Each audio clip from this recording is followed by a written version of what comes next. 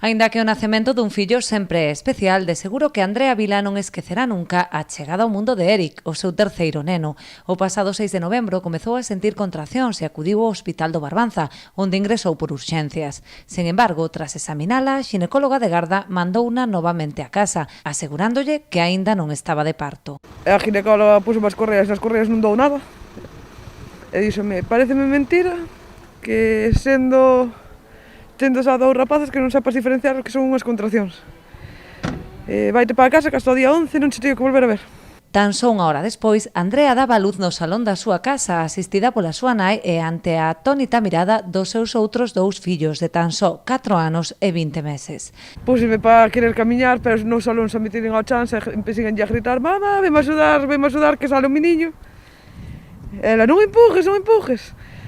E xa nada, xa ela colleu, saleu dentro da bolsa, a miña nai xa nerviosa que non sabía que facer, os meniños a gritar. Acollí, arranquinou da bolsa, xa o metín comigo. A pesar do mal trago, semella que o pequeno se atopa en bo estado, aínda que permanece ingresado en observación e con antibiótico ante a posibilidade de que tragara líquido amniótico. O resto da familia trata de recuperarse anímicamente desta dura experiencia, sobre todo o pequeno de 4 anos que ata ten dificultades para conciliar o sono. Non me dorme. Está todo o tempo, ten que andar a chamar para preguntarme: "Mami, pero tú estás bien, mami, estás muerta? Estás en el cielo, mami?".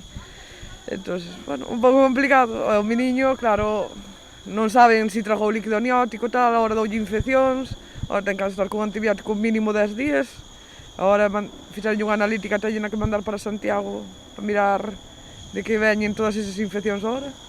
E agora hasta dentro de 5 días, hasta que veñan os resultados de Santiago, non sabemos.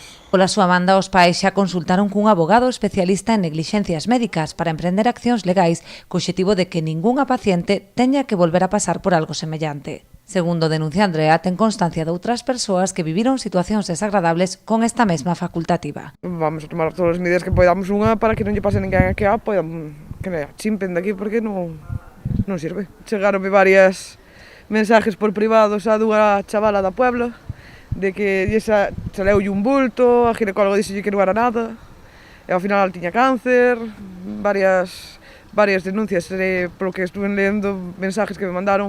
Hai moita xente que denunciou esta ginecóloga e sigue estando aquí. Mentres tanto, lamentan que nin a xinecóloga nin a dirección do hospital se teñan dirixido ata o momento á familia para darlles unha explicación do acontecido ou pedirlles desculpas.